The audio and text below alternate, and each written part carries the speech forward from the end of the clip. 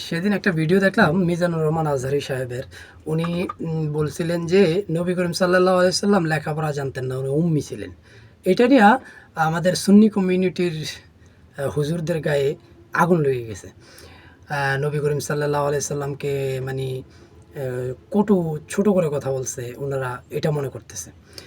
তো আসলে এখানে হ্যাকমতটা কোথায় আপনি দেখেন।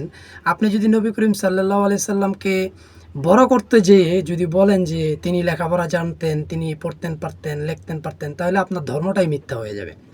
কেন বললাম এই কথাটা?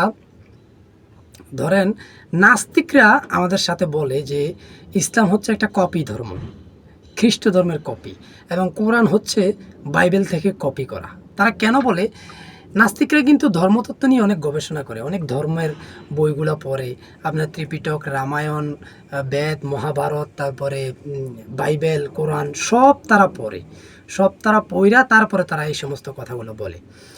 তো আসলে এখানে থিওরিটা কি তাদের? দেখেন, বাইবেলে যা যা উদ্ধৃতি আছে, যে যে ঘটনাগুলো আছে, এগুলো প্রায় সেম কিন্তু কোরআনেও বলা আছে।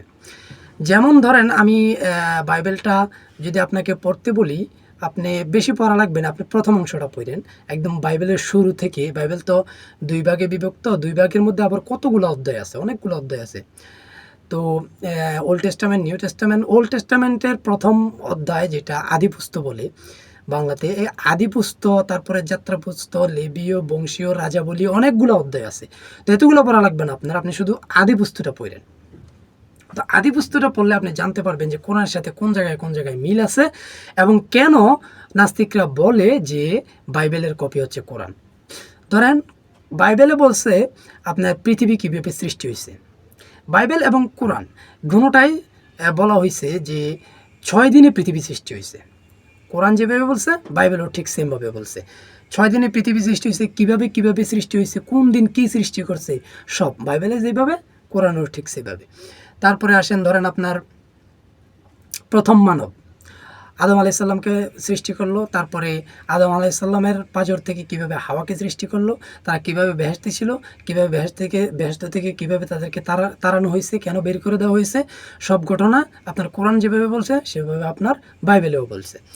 তারপরে ধরেন, এই যে প্রথম মানবের মৃত্যু, হাবিল কাবিল 2 ভাই, হ্যাঁ, তাদের মৃত্যু কিভাবে হয়েছে, এইটাও, এই ঘটনাও কোরআন যেভাবে বলছে বাইবেলও সেভাবে বলছে। তারপরে আসেন, ধরেন ইব্রাহিম আলাইসাল্লাম, গ্রিক ভাষা, বাইবেলের ভাষায় সেটাকে আব্রাহাম বলে। তো ইব্রাহিম আলাইসাল্লামের ঘটনা, তারপরে ধরেন ইসহাক আলাইসাল্লামের ঘটনা, ইয়াকুবকে তারা বলে জ্যাকব আলাইসাল্লামের ঘটনা, ইয়াকুব আলাইসাল্লামের ঘটনা। তারপরে এই যে ইউসুফ আলাইসাল্লামের ঘটনা, ইউসুফকে কীভাবে ছোটোকালে এই আপনার তার ভাইয়েরা কুয়ে ফালাই দিছে, তারপরে দাস হিসেবে মিশর গেছে, মিশর গিয়েছে, জুলেখা তার সাথে প্রেমে পড়ছে, তারপরে তাকে 12 বছর জেল হয়েছে, তারপরে সে বড় হয়ে এক সময় মিশরে ত্রাণ করতে হয়েছে, তারপরে তার বংশের সব লোককে ইনভাইট করছে, তারা আসছে, আইসা এই যে আপনার এই মিশরে তারা সুখে শান্তিতে বসবাস করছে। তারপরে তারা আবার একসময় দাস হিসেবে পরিগণিত হয়েছে, ফেরাউনরা তাদের উপর অত্যাচার চালাইতো, তারপরে মুসাকে পাঠাইছে, মুসা তাদেরকে উদ্ধার করে নীল নদ পার করছে। তারপরে ফেরাউন কীভাবে মারা গেছে, তারপরে এই যে সিনাই মরুভূমিতে 40 বছর পর্যন্ত তারা ঘোরাফেরা করলো, কীভাবে কতভাবে নাফরমানি করলো আল্লাহর সাথে, গরু পূজারি করলো।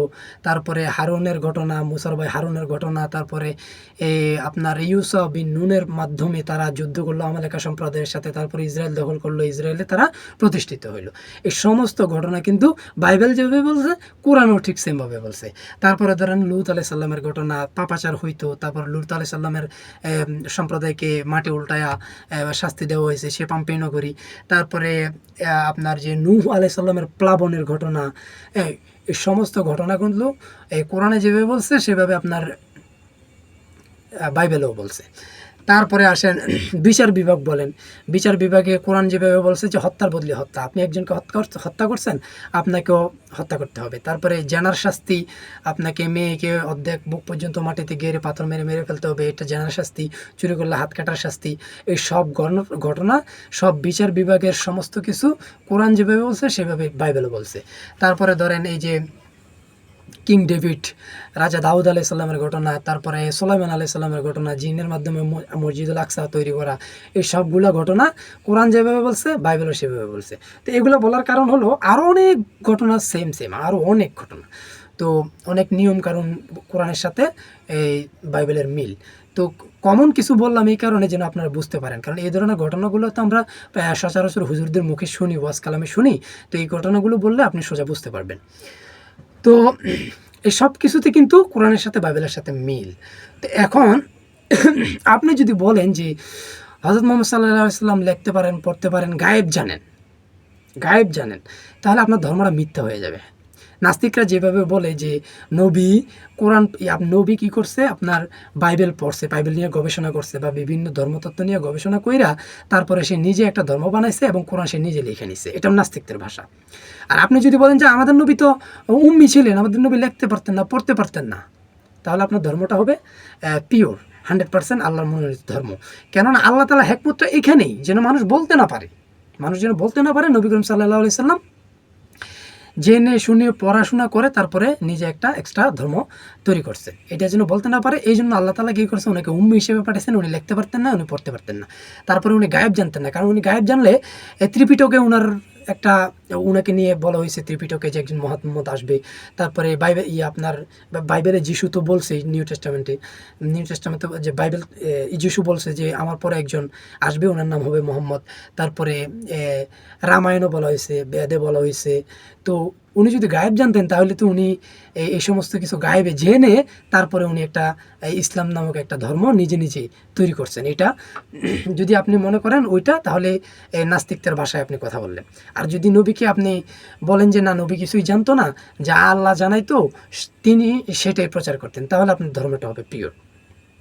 তো এই সমস্ত কথাবার্তা নিয়ে আমাদের সাথে যুদ্ধ হয়, আমাদের সাথে ডিবেট হয় নাস্তিকদের সাথে। কিন্তু দুর্ভাগ্যবশত এখন এই সমস্ত কিছু নিয়ে আমাদের ডিবেট করতে হয় আমাদের মুসলিম ভাইদের সাথে, আমাদের স্বজাতি ভাইদের সাথে। তো আমরা আসলে বড় করতে যেয়ে, আমাদের নবীজিকে বড় করতে যেয়ে, সম্মান বাঁচাতে গিয়ে এবং নবীজির দাম বাড়াতে যেয়ে তারপরে আমরা নিজের ধর্মটাকে মিথ্যা প্রমাণিত করতেছি।